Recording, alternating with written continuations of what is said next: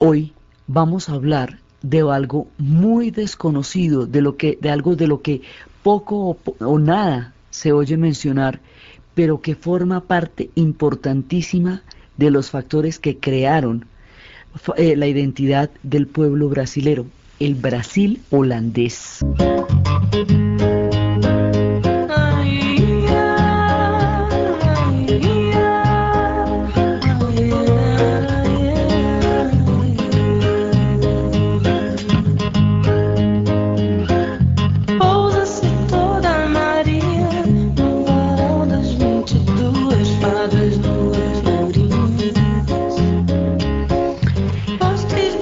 Anteriormente estábamos viendo cómo se formó el Brasil africano. Hemos visto, esto es como una lasaña, son capas y capas y capas que van creando una diversidad impresionante de pueblos. Entonces hemos visto el Brasil indígena, hemos visto el Brasil portugués, hemos visto el Brasil de las misiones, hemos visto el Brasil africano.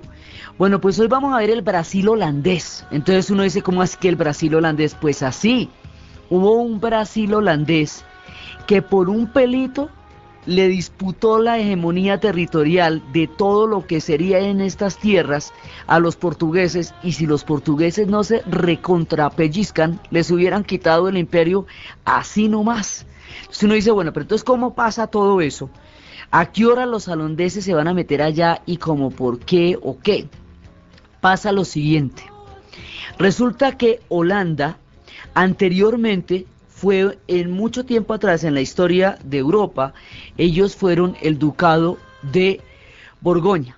Ese ducado de Borgoña, una hija de ese ducado, la reina María, se va a casar con Maximiliano de Habsburgo, el de Austria. Y estos dos, María de Borgoña y Maximiliano de Austria, van a tener un hijo que se va a llamar Felipe el Hermoso. Este Felipe el Hermoso se va a casar con la hija de los reyes católicos de Fernando e Isabel, de los de Castilla y Aragón, los propios, los que crearon España, con la que se conoce como Juana la Loca. Entonces, esta Juana la Loca se va a casar con este Felipe el Hermoso, hijo de esta María, y van a juntar el imperio de los Habsburgo con el imperio de los reinos de Castilla y Aragón en España. Y ese va a ser un imperio tenacísimo, y el hijo de ellos es Carlos V, en cuyo imperio nunca se ocultaba el sol porque abarcaba toda la tierra. Entonces, hasta ese momento todo el mundo era católico. O sea, eran católicos los Habsburgo, eran católicos los españoles, no hay problema. Pero en el momento en que estallan las guerras de la Reforma, en que Europa se va a partir entre católicos y protestantes, esas guerras van a incidir profundamente en la historia de Holanda. Holanda se va a volver protestante, y en la medida en que Holanda se va a volver protestante y va a tener toda la influencia de Calvino, como forma parte del Imperio Español y está rodeada por unos reinos católicos muy fuertes, y como los españoles son católicos, digamos, por definición, como país, como Estado, como cultura, entonces los españoles van a reprimir a los holandeses. Durante mucho tiempo los holandeses quedaron de carambola metidos con el Imperio de España por el matrimonio de Juana la Loca y Felipe el Hermoso. Entonces los españoles van a utilizar toda España, el Imperio Español va a utilizar toda su fuerza para reprimir a los holandeses, porque son protestantes, para impedir que se riegue el cisma del protestantismo, de la Reforma. Y Holanda va a ser el Vietnam de los españoles, va a ser el Afganistán de los españoles, va a ser, digamos, el punto de quiebre, porque esa guerra no la van a ganar, allá van a invertir lo mejor de sus tercios, eventualmente esas guerras van a llevar a la ruina del Imperio Español. Bueno, y se va a armar un tropel entre los españoles, entre España como imperio y Holanda como pequeña nación.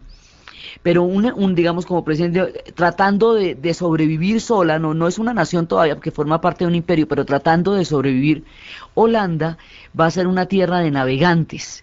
Y durante todas estas disputas en alguna ocasión pidieron audiencia entre los reyes y dijeron que ahí había unos hombres pidiendo audiencia que parecían mendigos. Entonces ellos escucharon y dijeron, sí, somos los mendigos del mar, y los conocerían como los mendigos del mar.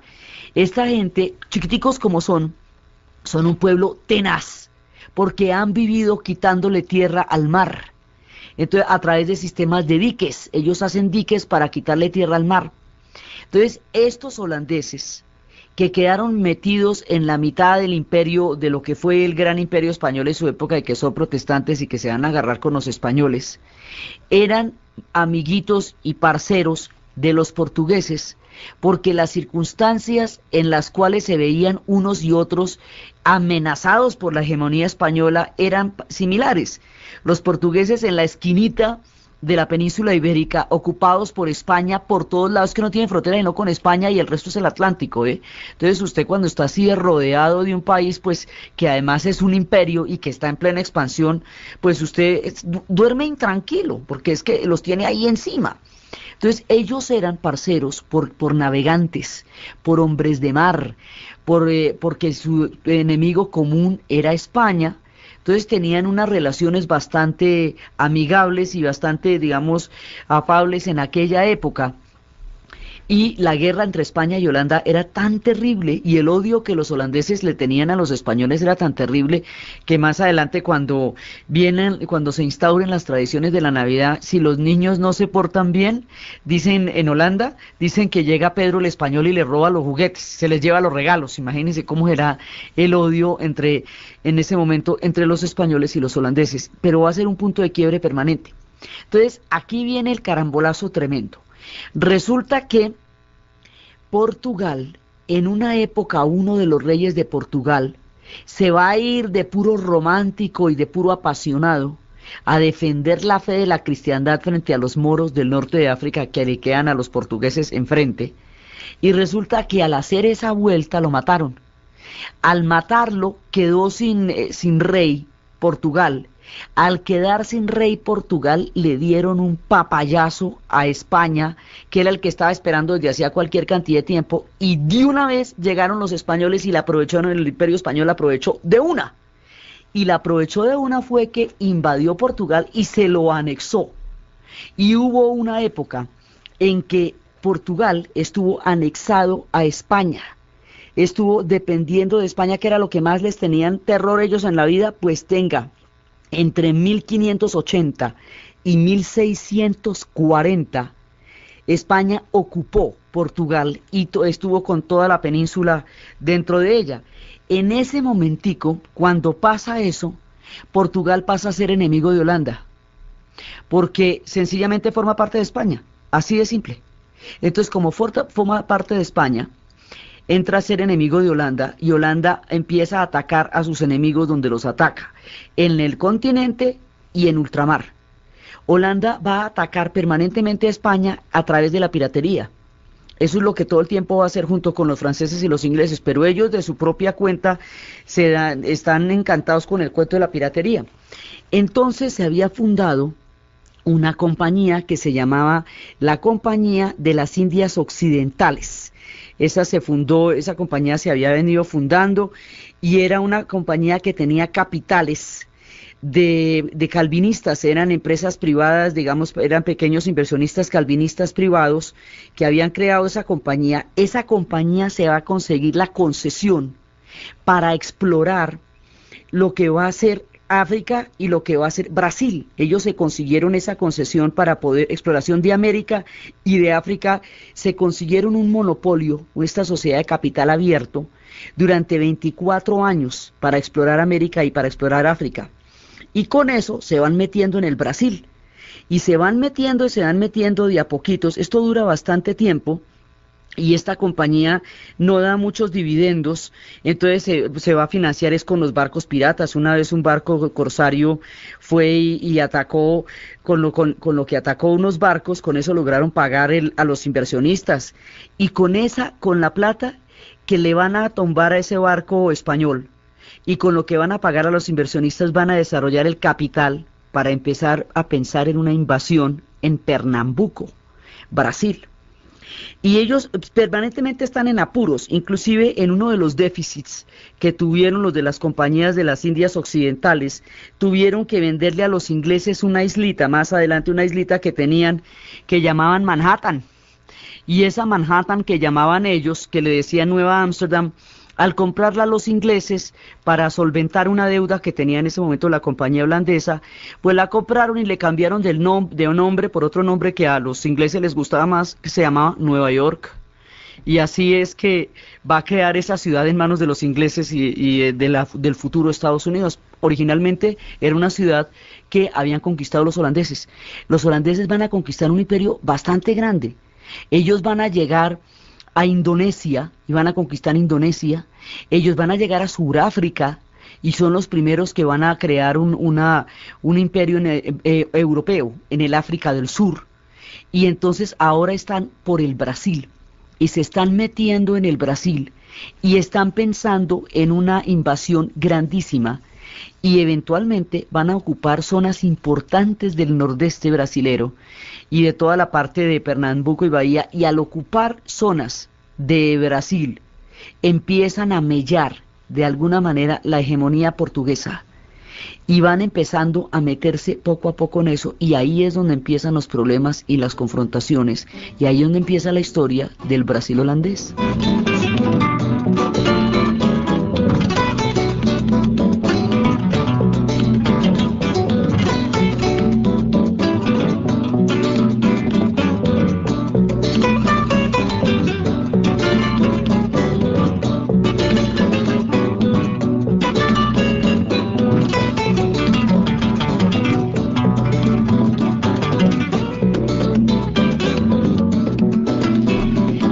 Nosotros hemos visto a lo largo de este ciclo del Brasil que hay una cantidad de proyectos históricos separados o independientes que van a triunfar y van a tener lugar en el Brasil durante un periodo de tiempo. Por ejemplo, el tiempo en que estuvieron las misiones jesuíticas y dejaron todo un legado cultural, o el tiempo del quilombo de Palmares, que fueron casi 100 años y dejaron un legado cultural de un África ahí. Bueno, pues aquí va a pasar algo más o menos así. También va a haber un tiempo de un Brasil holandés que va a tener un carácter bastante utópico y bastante especial, y ese tiempo también va a pasar cuando los portugueses lo saquen de ahí. Entonces, cada vez que va pasando un pedacito, como una pequeña republiquita, como un pequeño proyecto, como una pequeña utopía, va dejando lugares y legados culturales, y la suma de todos estos proyectos es una de las cosas que explica por qué la diversidad y la riqueza tan inmensa del Brasil como cultura. Por un lado. Por el otro lado, para poder sacar a los holandeses, que se convirtieron en un peligro real para los portugueses, se tuvieron que unir los portugueses peninsulares y los brasileros nacidos allá en Brasil. Y esto va empezando con otra cantidad de pueblos que estaban allá, y esto va empezando a formar la identidad de la nación brasilera, el unirse todos contra la presencia de los holandeses en el momento en que sienten que los holandeses van a disputarse el imperio y sienten pasos de animal grande. En ese momento es cuando ellos piensan que hay que unirse. Entonces, alrededor del asunto de un Brasil holandés, se van tejiendo un montón de redes y se van tejiendo un montón de historias que son importantísimas para entender cómo se va formando el Brasil. Entonces los holandeses, uno dice, bueno, llegaron allá por esta vía, llegaron allá porque estaban atacando todo lo que tuviera que ver con el Imperio Español, y en el momento en que Portugal forma parte del Imperio Español, pues tenga para usted también, y allá se van a meter. Y se van a ir metiendo de a poquitos, ya tenían diferentes posesiones allá, pero hay un momento en que van a llegar a tener 7 de las 19 capitanías en las que estaba dividido el Brasil, que eso ya es bastante, y hay un momento en que se van haciendo una proclama para la compañía, diciendo que todos los territorios conquistados y por conquistar en tierra brasilera estarán para los holandeses, es decir, una proclama territorial, continental, de Holanda sobre el Brasil. Cuando eso pasa, empiezan a ponerse las guerras y van empezando a invadir, y van invadiendo, y van a invadir Pernambuco, van a invadir Bahía, van a llegar a Recife, van a llegar a Olinda, van a llegar a todas esas ciudades del nordeste brasilero, de toda la parte del nordeste, y esas ciudades que son además importantísimas porque en esas ciudades es donde están los grandes ingenios de azúcar. Y al estar los grandes ingenios de azúcar allá, pues allá está el billete.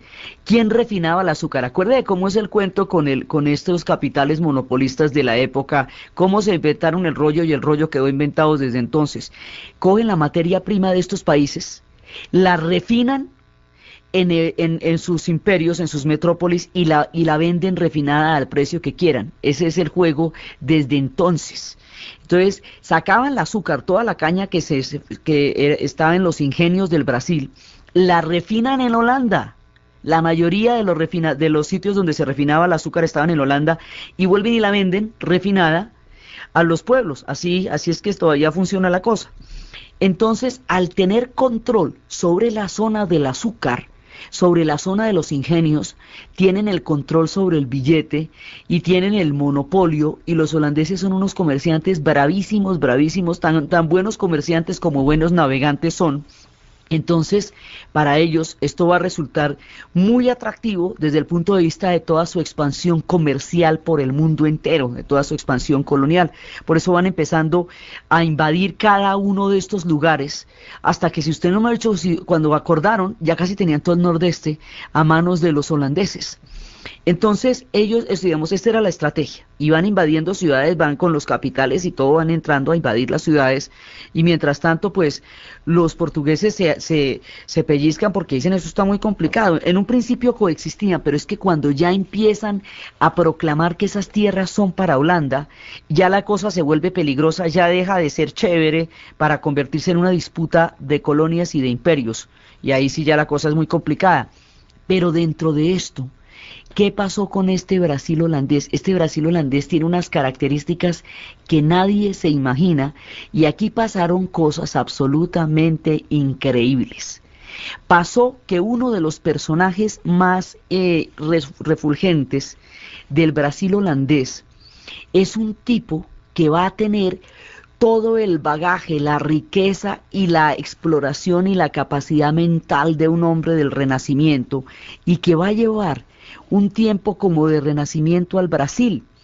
Este personaje que va, inclusive todavía se identifica con él, se identifica lo que va a ser la parte de este Brasil holandés, se identifica con este hombre. Este hombre es de apellido Nassau, y va a ser un tipo absolutamente importante en esta historia, y va a tener unas características muy particulares, porque él es el que va a crear todo un mundo. En la suya va a ser una era, la era de Nassau. Es más, cuando ellos salgan de allá, cuando los expulsen y cuando tengan que salir de allá y sean expulsados hacia las Antillas, porque primero están en el Brasil y luego los expulsan hacia las Antillas, y ya cuando los expulsen en las Antillas se van a quedar solamente con la Guayana holandesa, y con Aruba, Bonaire, Curazao, y la isla que lleva el nombre de este señor, que era el propio de todos los propios. El señor era el conde João Mauricio de Nassau. La isla, que finalmente es con lo que se van a quedar los holandeses, una de las cositas con las que se van a quedar en las Antillas, se llama por él Nassau, por eso se llama así la isla de Nassau. Este personaje, João Mauricio de Nassau, era un príncipe del Renacimiento de los trópicos, un tipo bien especial. Entonces, él tenía parentescos con con las grandes coronas europeas, y eso lo llevó también a ser considerado a ser nombrado en las tierras del Brasil. Este tipo era de una capacidad, él va a generar todo un imperio científico, él va a crear una cultura de ciencias naturales, una cultura de estudios de los pueblos, de las culturas, de la pintura. Él va a ser, digamos, un favorecedor de las artes, va a ser un mecenas, y en su tiempo se va a producir una especie de renacimiento por la cantidad de gente que él va a llevar. Él, en lo personal, era un tipo, también había estado en Angola y todo, era un tipo que había estudiado cualquier cantidad de cosas, conocía de todo, conocía de la naturaleza, de la astronomía, de la matemática, de la cartografía, conocía de las buenas maneras, conocía de la medicina, tenía conocimientos de todo, realizó estudios en docencias tropicales, en medicinas brasileras, realizó de toda clase de estudios, y llegó, entonces, por eso era un tipo tan universal. como era un tipo tan universal, empezó a crear un imperio, digamos un pequeño imperio, un pequeño proyecto, con toda la universalidad que él tenía en la cabeza, llevando los genios más grandes de la época que él conocía para el Brasil.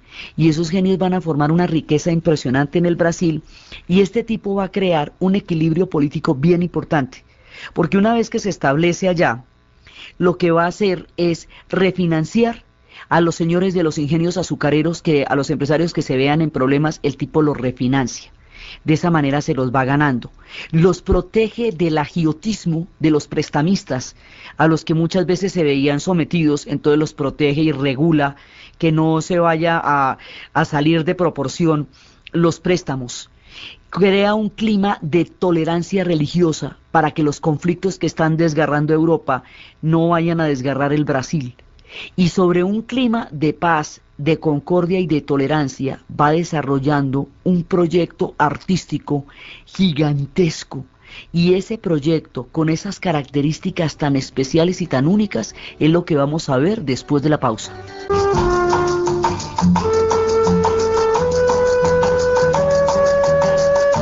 O homem que diz dor não tá, ainda mesmo não diz. O homem que diz vou não vai, e quando foi já não quis. O homem que diz sou não é, porque quem é mesmo é não sou. O homem que diz sou não tá, porque ninguém pode. Nassau va a crear las condiciones históricas para una especie de renacimiento en el Brasil.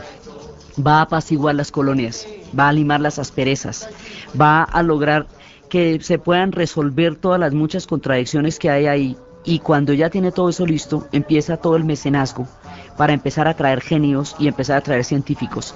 Y va y trae personajes como Margraf, que es un naturista y es un astrónomo y es un agrimensor y un cartógrafo, y empiezan a crear las primeras cartografías sobre el Brasil y empiezan a darse las primeras, empiezan a pintar lo que va a ser la exuberancia y la maravilla del Brasil. Y se va a traer un par de personajes que en la misma historia de los brasileros dicen que no era exactamente como si Rembrandt o Rubens hubieran desembarcado en el trópico, pero más o menos, poco más o menos. Van a llegar dos pintores, uno que se llama Franz Post y otro que se llama Albert Eckhout. Van a llegar a Pernambuco en 1637, y con ellos una de las historias más fulgurantes del arte del Brasil. Van a llegar estos personajes directamente traídos para Recife por Mauricio de Nassau. Él personalmente les paga los salarios y él se encarga de que esta gente esté bien y que tengan todas las condiciones para empezar a trabajar ese tesoro cultural. Y ellos empiezan a hacer los cuadros, los grabados, y son los primeros que van a empezar a crear la iconografía de los paisajes, de las plantas, de los animales y de la gente del Brasil, de la población indígena, de la población africana. Y 4 siglos después, ellos todavía sus obras tienen la calidad y la frescura de cuando ellos las hicieron. Eran absolutamente brillantes. Y ellos empezaron a crear todo este trabajo y a registrar. Son los primeros europeos que in situ, es decir, en el territorio brasilero, van a empezar a pintar la exuberancia. Ellos van a hacer, junto con Margraf el cartógrafo y todo eso, ellos van a hacer al Brasil lo que Vernon a la expedición del Egipto, cuando Napoleón llegó con la expedición y llevaba a un dibujante que empezara a contar todo, a dibujar lo que estaba viendo. Ellos van a ser como lo que Humboldt y José Celestino Muti son a nosotros. Ellos van a hacer todo ese trabajo de empezar a pintar el Brasil. Ellos van a hacer lo que Catulley va a hacer al mundo mesoamericano cuando lo descubran. Ellos van a ser los pintores que van a hacer creíble para la imaginación el mundo maravilloso del Brasil, con su fauna, con su flora y con sus gentes. El retrato que van a hacer de las personas tiene un criterio totalmente antropológico y tiene un criterio de individuo y de inspiración para mostrar el rostro increíble de las personas que están habitando estas tierras. Entonces ellos van a pintar las cosas más maravillosas, la exuberancia del mundo nuevo, de todo lo que está pasando. Nadie se la va a creer la cosa tan maravillosa que ellos van a pintar. y llegarán con toda la luz del trópico, con todos los fulgores del trópico. Los modelos que ellos tomaron de la gente de África dan exactamente la medida de la altivez y la dignidad del pueblo africano tratando de sobrevivir en esas condiciones. También van a tomar casi como retratos de lo que fueron las personas de la raza indígena y van a crear todo esto, digamos, van a hacer imaginable el Brasil para el resto del mundo, que no podía creer que existiera semejante exuberancia. Estos dos pintores son los que le van a dar al mundo el primer retrato del Brasil, y se empiezan a hacer los primeros mapas, y se empiezan a hacer composiciones musicales, y empieza a crearse todo un mundo del Renacimiento alrededor de la figura de Nassau. Y esto es una era absolutamente floreciente en la que va a haber concordia, en la que va a haber equilibrio, en la que va a haber paz, protección a las artes, florecimiento, conocimiento en ese Brasil holandés. Ahí, en ese Brasil holandés, que en este momento se estaba fundamentalmente en Recife y que estaba en Olinda, estaba, digamos, esto en el actual estado de Pernambuco, era donde estaba todo esto, era donde tenía lugar toda esta cantidad de exuberancia. Entonces, esa va a ser digamos, la gloria del Brasil holandés, y todavía hoy día se identifica la presencia del Brasil holandés, de Holanda en los brasileros, con la figura de Mauricio de Nassau. Era un tipo así, hagan de cuenta, como un Médicis, pero en el Brasil, en la mitad del trópico, a favor de los holandeses, haciendo creíble, pintable e imaginable la maravilla de estas tierras y de estas gentes. Entonces, el tipo era un propio, y mientras él estuvo allá, la cosa estuvo bien, pero es después de que él se va, cuando él se va del Brasil, cuando lo revocan y se va del Brasil, la gente protesta. La cosa más impresionante, que cómo se van a llevar a Nassau, que la obra tan maravillosa que él dejó no le va a poder sobrevivir. Entonces fíjese que aquí hay pequeñas utopías culturales de grandes proporciones espirituales. Digamos, esto llegó a tener un estado de esplendor como el que una vez llegaron a tener las misiones jesuíticas, cuando hicieron todo ese contacto con la cultura de la gente tupi-guaraní. Eso también fue una cosa de una diversidad artística y cultural importantísima. Esto también, o sea, son momentos de alto florecimiento cultural que se añaden a la riqueza y a la diversidad de la nación brasilera. Cuando el tipo se va, pues se acaba la dicha. Y si acaba la dicha significa que vuelven y se pelean todos los que se estaban peleando, que se rompen los equilibrios de la justicia en cuanto a préstamos, intereses e impuestos, que la tolerancia religiosa se acaba.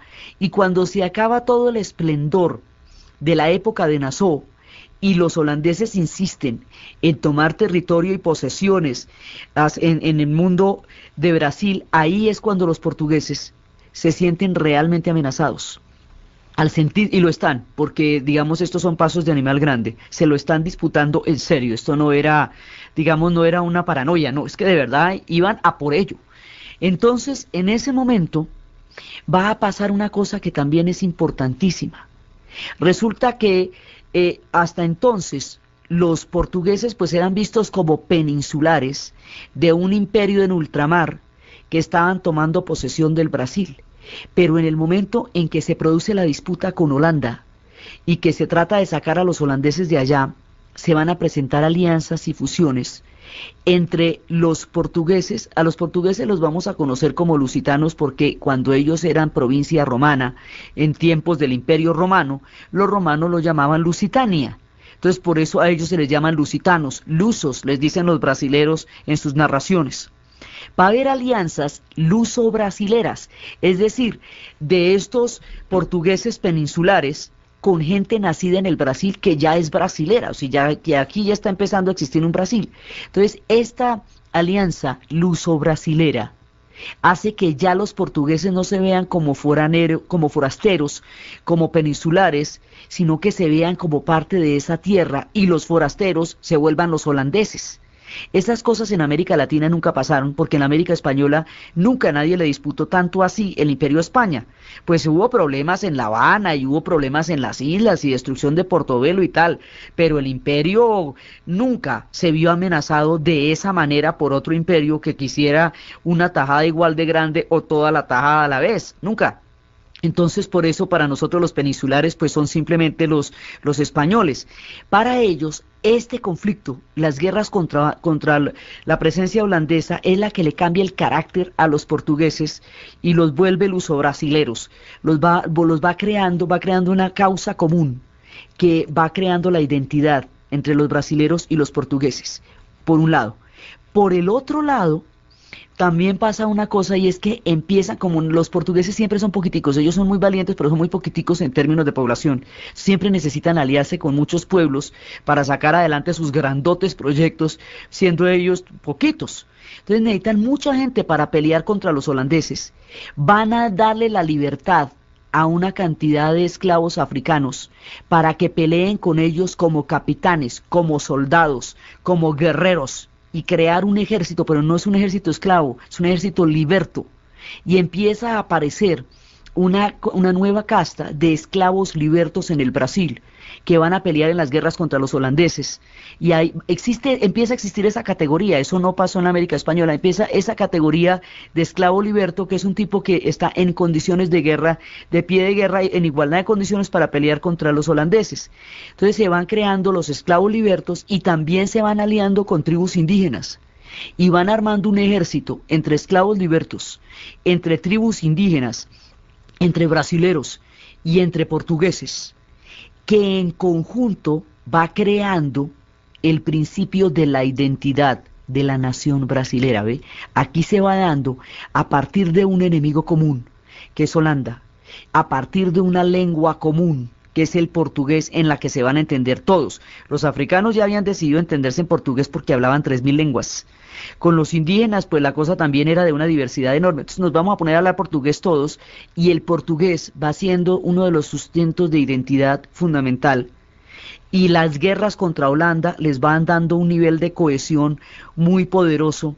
Además, el hecho de ser católicos también es muy importante, porque el carácter católico del Brasil es determinante. Es de las cosas, digamos, que a ellos los une profundamente, es la religión católica, porque los portugueses son católicos y los brasileros lo van a hacer. Tienen muchas religiones africanas en su interior, pero son fundamentalmente, confesionalmente católicos. Entonces, aquí se va formando un núcleo de identidad a partir de la amenaza que los holandeses van a suponer como imperio y como reclamación territorial sobre el mundo del Brasil portugués. Y esa es como la función más importante que van a cumplir estas tierras, este episodio. Cuando logren expulsar a los holandeses de allá, ya hay un Brasil brasilero. Ya, digamos, empieza a existir un núcleo histórico del Brasil como tal, que se ha ido formando a partir de todos estos componentes, y ahí empiezan a aparecer sus primeros héroes nacionales. Estas guerras las van a conocer como la Guerra Brasílica. Y es una guerra de emboscadas y de guerrillas, como ellos lo dicen, para atacar a los holandeses hasta que los sacaron de allá.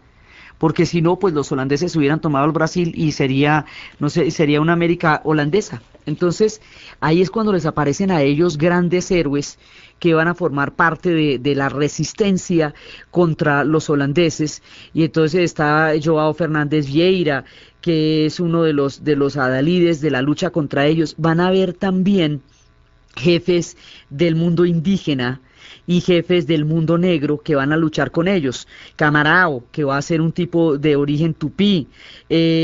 Matías de Alburquerque va a ser el conocido, uno de los más, es hijo de negros libertos, de esclavos libertos, y va a ser uno de los de la resistencia más grande. Va a ser Domingo Calabar, va a ser un guerrillero mulato.